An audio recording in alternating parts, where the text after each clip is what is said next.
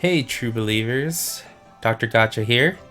So I didn't really think, I don't think my channel would do anything to address this sort of thing because this is just the second video, literally the first day of me posting a YouTube video that I'll dive into controversy with Seven Deadly Sins and its latest patch, as well as I just finished watching Tech1's issues video with Seven Deadly Sins, basically saying that he's going to stop covering Seven Deadly Sins, which is terrible because I actually found him through the game's launch, and he was one of the content creators that really got me hyped for Seven Deadly Sins, and eventually, I got hooked.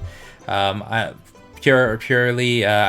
said I'm a daily driver for Seven Deadly Sins, but my other main game is Epic 7. I've been playing since Epic 7's global launch back in November 2018.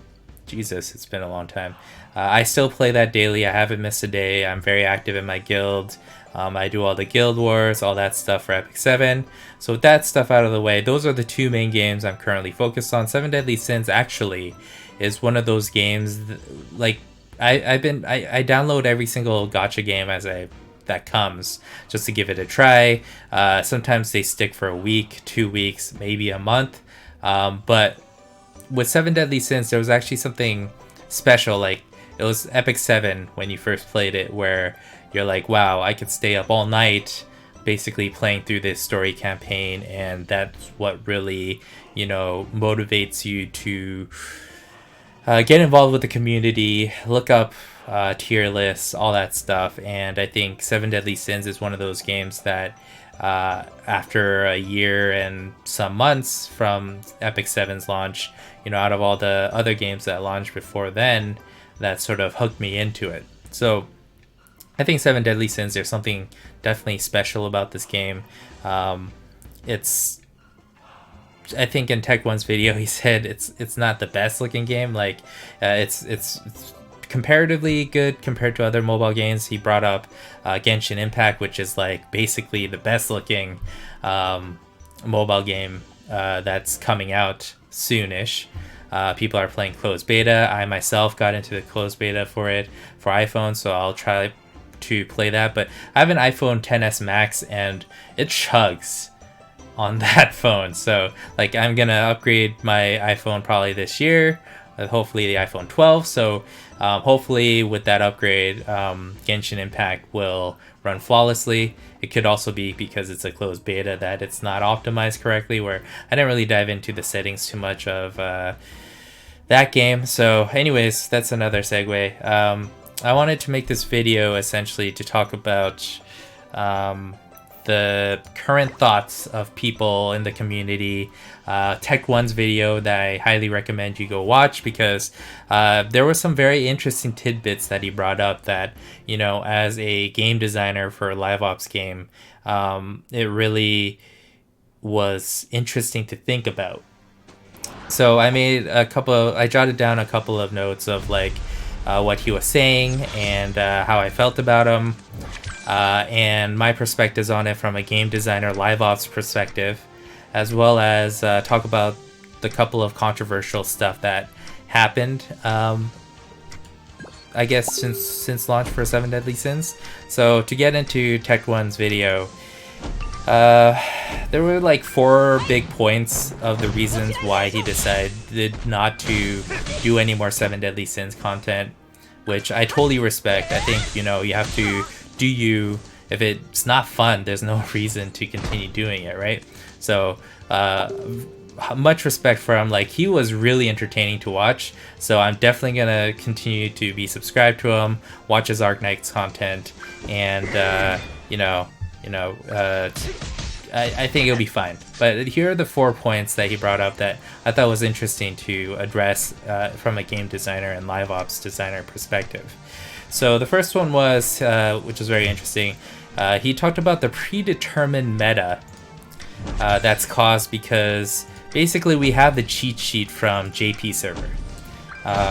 They know exactly when banners are supposed to come out, what heroes are good, what surprise trap banners there may be, and what units to build and look out for, because their meta is basically settled each time something comes up, and we're like a few months behind. So, you know, if you follow what the JP's meta is doing as a global PvP player, you're probably safe, because there isn't really any global exclusive heroes or global exclusive cards or anything like that that would shake up the meta in any way. So I thought that was a very interesting point for, you know, a game that is currently out, whether it's soft launch or whether it, you know, has a JP release and global follows months later, like 7 Deadly Sins. And I think it comes out more. It's more pronounced when, you know, for the past few weeks 7 Deadly Sins launched. Banners have been dropping every week, and each of these banners are like meta shifting heroes that are coming out. So, and there's no reprieve because ban didn't go into the coin shop yet, didn't go into the general pool. We don't know when, you know, Green Merlin is gonna go into the coin shop. So you know, there's a lot of uncertainty now with the global, but those players still have visibility of what's happening in JP. So it causes a lot of doubt and stress that I think is pretty unnecessary, right? And I do like Tech One's point of there's no chance to experiment. But if you really bring it into a broad sense of things, like I always like to bring mobile games and metas back to Magic the Gathering, because I think Magic the Gathering is one of the most successful models for meta creation and meta shifting, and because they release sets, you know, 3 to 4 times a year, and each set that comes out shifts the meta drastically, and people are on board. Especially if you're a standard player like me, back in the day, like you'd be on top of each new card, each new meta that gets revealed during the spoiler season, which I still really love to, you know, watch. I haven't played Magic for like a year and a half, but I definitely should go back. Maybe not, because I sunk a lot of money into it, maybe too much money, but yeah, you know what I mean.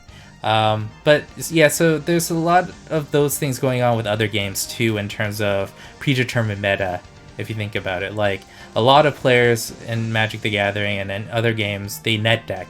They search the tier list, they look at team compositions that other players, definitely players with more money and time that they have for the game, basically to look at the meta and copy that.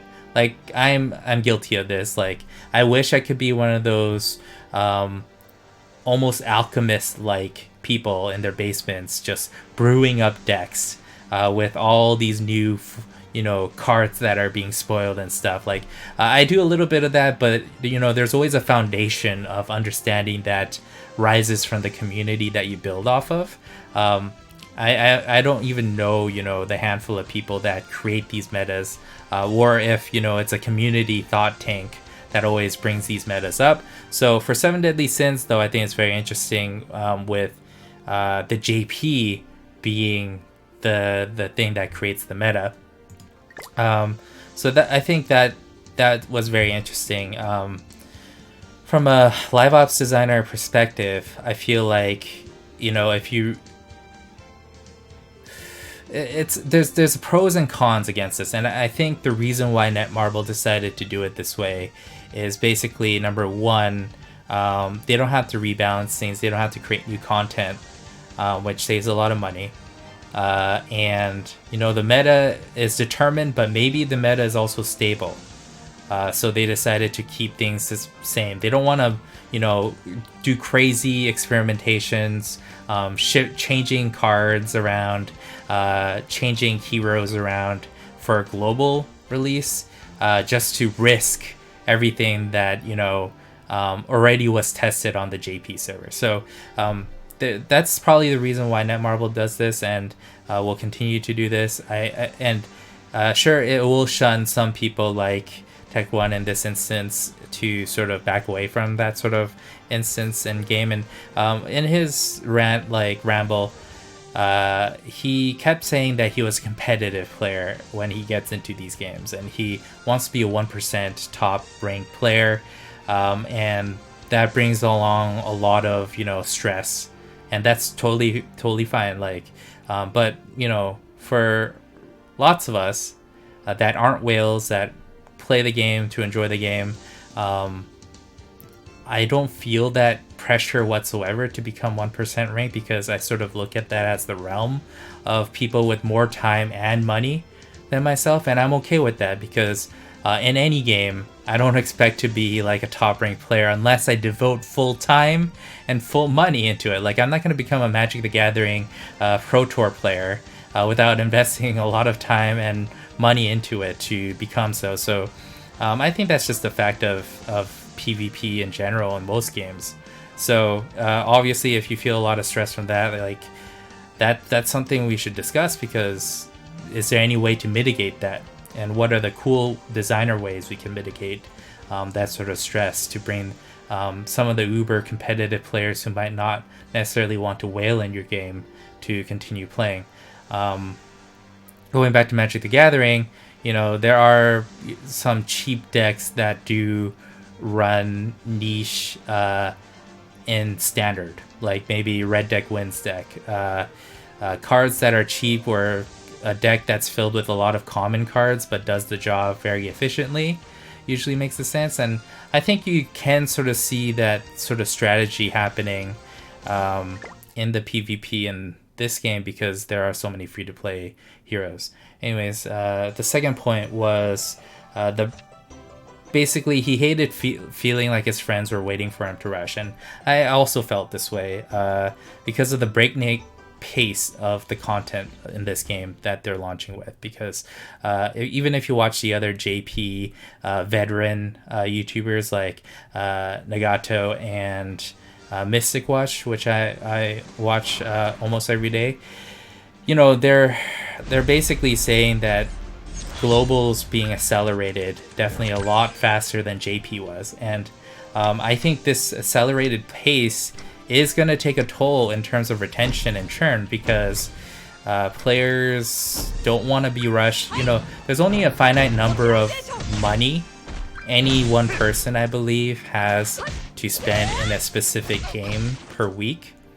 You know, that could be $1 on average per week if it's a free-to-play minnow sort of player. It could be, you know, maybe $40 a week for a dolphin, or $100 every other week for a dolphin, and it could be $4,000 a month for a whale. But there's always that finite number, I think, per daily active user you could expect money from. So when you increase the game content and you increase the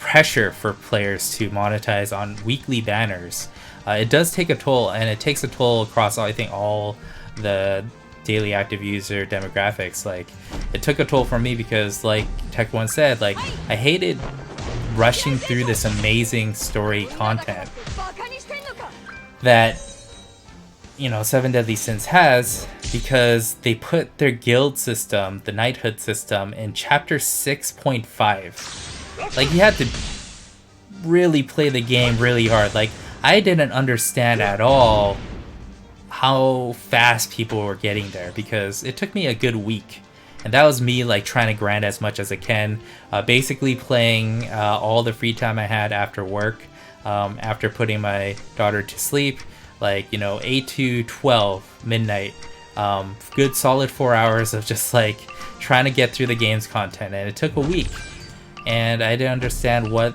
I was doing inefficiently, but it was very stressful to, like, you know, there was a knighthood waiting for me, like I needed to get there, so I really had to grind through it, and that definitely took a little bit of the fun away. It was still a blast though, to go through, and I really love the story. I didn't watch the anime, and so this was a great introduction to the story for that anime, so that's what I liked about it. But I thought that he brought up a very good point for that. Number 3, the RNG with the gameplay. He did an anecdote where he played 8 PvP matches, or sorry, he played 8 Hendrickson boss level, where you needed the 1-star ice from Gustav to basically, you know, get you there. And for 8 straight games, he didn't. And yeah, he pointed out that it could be an outlier, It's very rare, but like it felt like he was pretty tilted by that. And so I think from a game design, live ops designer perspective, it's like if your core gameplay relies on RNG a lot, like Hearthstone gets a lot of this, Magic the Gathering gets a lot of this, what am I gonna top deck?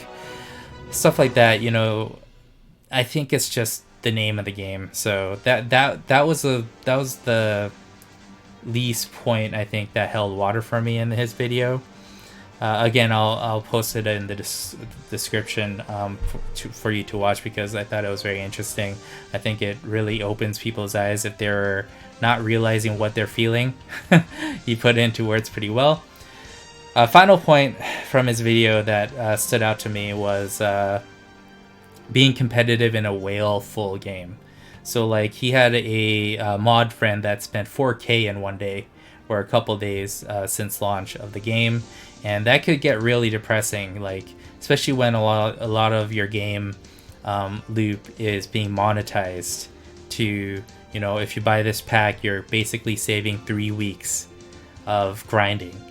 And that's totally true. I think as a free-to-play designer, you need to sort of reel that monetization in a little bit. Like there has to be some subtlety there. When you monetize through time gates, which I still think is very archaic, or if you monetize through energy, stamina, like you have to make sure that the conversion makes sense enough for a free-to-play player, for a dolphin player, and for a whale player. Like you want to incentivize the whale player to reward that player by giving them that boost of time and save time and energy sort of thing. But you can't make it so much that, you know, you could buy a pack for $20 and it's 3 weeks. That's cheapening the player's time. Rather than increasing the value proposition of the pack. So there has to be a little bit of subtlety, a little bit of balance there, I think, and it's totally what I agreed with Tech1 when he said it that way. And, you know, it's also, I think, not realistic. Like a lot of PvP focused games, whales always say this is how much you have to spend to win the shard of that server. And especially with free-to-play mobile games, I think it's true. Like as a dolphin player, as a free-to-play player, you could eke out a win once in a while against whales, but I think this game has a higher chance for a free-to-play player to beat a whale if they focus their resources on a handful of units that are top tier, that are given out for free in the story. They could be competitive, they could eke out wins against possibly someone like a dolphin that spent a lot of money. But for a whale that's like all the way over at the deep end, spending all their money to UR max all their heroes, like they're obviously going to have more options. So that's just the fact of life with PvP games. So there's a little bit of perspective you have to put yourself there for. And yeah, like I said, this game does feel like it's more free-to-play friendly than other mobile games, which isn't, you know, a huge endorsement, because, you know, the other ones can be as brutal. But yeah, I thought that was very interesting. Now, to go to the controversial community reactions to the last update, which went live today. So number one was the false advertisement for ban to drop into general pool. So that one, like, yeah, I do remember seeing the words for, you know, I'm just gonna put it this to auto because I can't rant and play PvP. Even though I'm super low ranked and I basically did nothing. Like unlike Tech One, like PvP isn't what drives me to like stay in a game as much. It's usually the community, the PvE content, and the guild sort of PvE content that really keeps me in. Like all the demon stuff, I'm all in for this game, and that's why I haven't really focused on the PvP aspect of this game yet. That's why I'm in whatever terrible bronze oblivion rank tier combat that you're saying. Which, another thing, for future mobile game ideas for myself and for, you know, you mobile game designers out there, I think it's actually pretty interesting that Seven Deadly Sins basically pairs you up with bots for the first 50 games of a player's life until you get out of whoops, that just totally crashed. Loading that back up. Anyways, I'm playing on BlueStack. Sometimes it crashes, very rarely though. Anyways, so it's interesting to sort of help people who might be scared of PvP, I think, get into the flow of things. I myself get super tilted by even sticker communication between myself and the player, so like I always put that on mute. But I think Seven Deadly Sins did a good job with introducing bots early on to sort of give you confidence to and learn the game more, and then eventually put you into against other human players. I thought that was pretty cool. Anyways, back to the false advertisement for ban. So yeah, I remember the banner. It did say it would go into the general pool afterwards. It didn't specify a time, but it basically said, I think, like it was after this banner. So everyone expected, including myself, that it would go into the general pool. So it could have been a typo, but it was there for a week. I think Netmarble could have easily changed, made a bug fix where did anything to address it, but because they did not, and they did not put green ban into the general pool, that's basically false advertising. That's most of the times, you know, I sort of because I'm on the other side usually when a bug is out in our live ops game, I always tend to look from the developer side of things of, oh crap, as a designer, I let a live bug out, we better fix it immediately. Seeing that didn't happen, it might have just been a, you know, typo. It wasn't intended. They weren't going to do it. But if I was in their position, if I was in their live ops designer's position, I would have been like, all right, let's just put them in. Because, you know, the headache with the community and the false advertising claims isn't worth it. Just put them in. Because this is the other thing is, I don't care as a player if he's actually in the general pool, because the general pool has pretty terrible raids, and it's going to get worse raids if you put more SSR heroes into it. Like this is the general pool.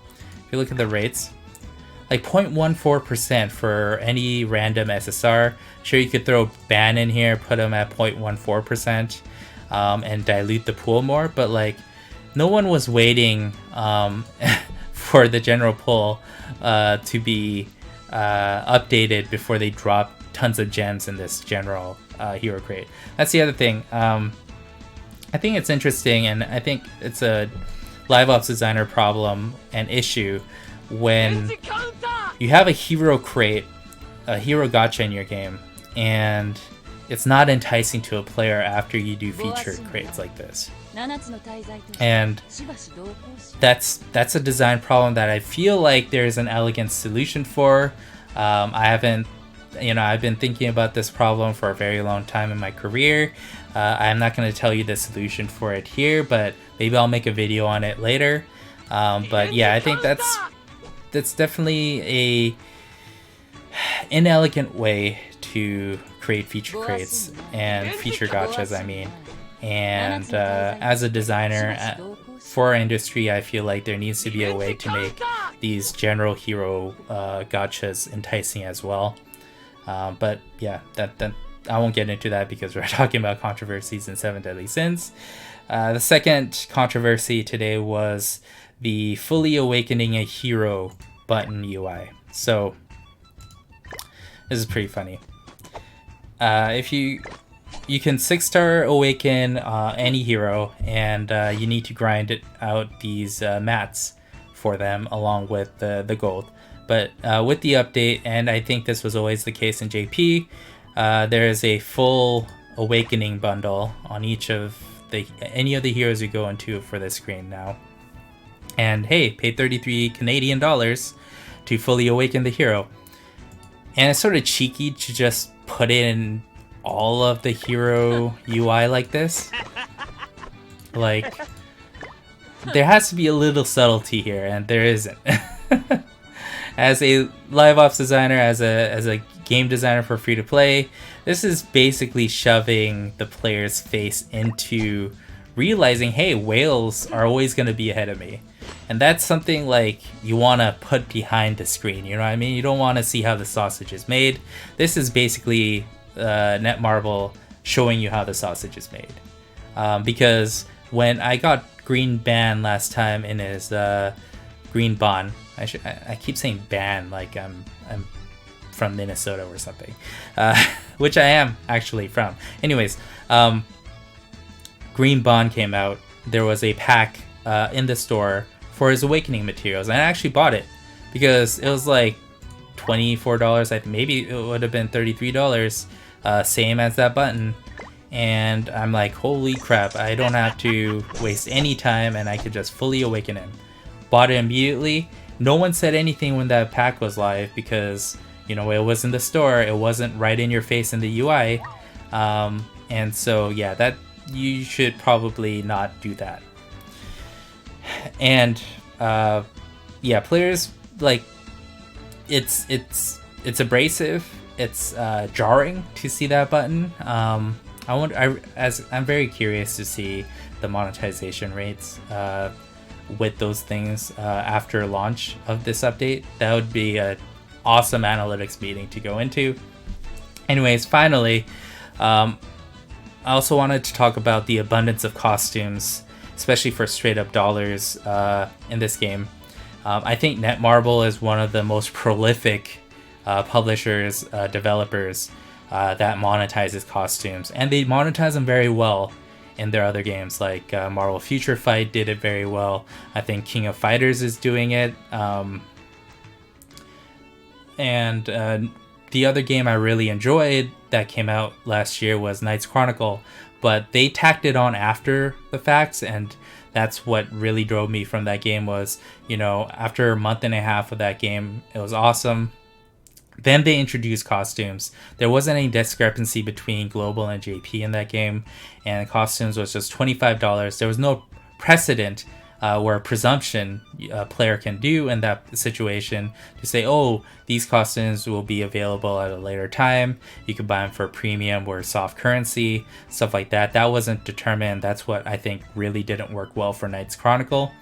And so comparing, like, I think FG compared, oh, maybe this game might go the Knights Chronicle way, like there might be a vibe going on here, a little bit of Netmarbleness with this game that's not headed to a right direction. And I think the comparison, I think it feels like Knights Chronicle, but there's also a huge difference between Seven Deadly Sins and Knights Chronicle when it comes to costumes, and costumes being, you know, stats for the heroes, and costumes being sold for USD. And the difference with Seven Deadly Sins is that there's a lot more costumes and cosmetics in this game than there ever was or is in Knights Chronicle. There's, you know, the cosmetics, the weapons, and the skin itself. And, you know, there's so many of these, and they're capped at 5. So, like, I only need 2 more of Bond's outfits here to fully get the registered outfit bonuses, along with the weapons. There's so many more weapons I could get for him. Like, I really like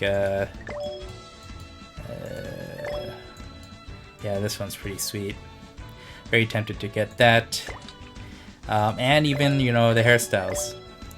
And the thing about the other difference is because there's so many of these cosmetics, weapons, and outfits for every single hero, they can be more generous with giving them out. You got a lot of the original Seven Deadly Sins character skins by simply evolving them, leveling them up through the story. A lot of, like, every single costume basically can be unlocked with evolving Not every single costume, I mean every single hero has a costume that can be unlocked by evolving them, also getting max affection on them, and you could also buy them for soft currency at a discount with a pop-up shop. There's a lot of different ways that I think a free-to-play player can eventually get 5 slotted costumes for any of their heroes. So there's a huge difference there, and I think, you know, out of all the other costume systems, this is actually not the worst one, so I'm totally fine with it. Anyways, I just wanted to give my own perspective on things that's happening in the game. I thought Tectone's video was actually, you know, it made him look good. Give him a lot of respect for that. I mean, he did hype me for the game, and then, you know, after a week and a half or 2 weeks of the game, you know, you could burn yourself out with it. And I think that's what, you know, FG usually calls his honeymoon phase with the game. And when he did his tier list for putting 7 Deadly Sins as S tier on his mobile tier list for the year, you know, that was after what he considered the honeymoon phase. So we'll see if that, you know, changes throughout the time. I'm definitely having a lot of fun with this game. There's so much great spinning plates for me to work on this game that, you know, it's taking up more. I'm playing more of this than Epic 7 for the past week. For Epic 7, I feel like I'm just playing Epic 7 passively because of this game. So speaking of new games, Final Fantasy Brave Exvius War of the Visions is coming out in 2 hours on global. So I'm probably going to stay up for that to re-roll and do all that stuff, maybe push out a video tomorrow. And so yeah, that's basically all I have to say. Sorry there wasn't a lot of gameplay footage because I guess I can't multitask yet. I'm still pretty new at this, so thanks for sticking around, and I'll see you guys in the next video. Bye.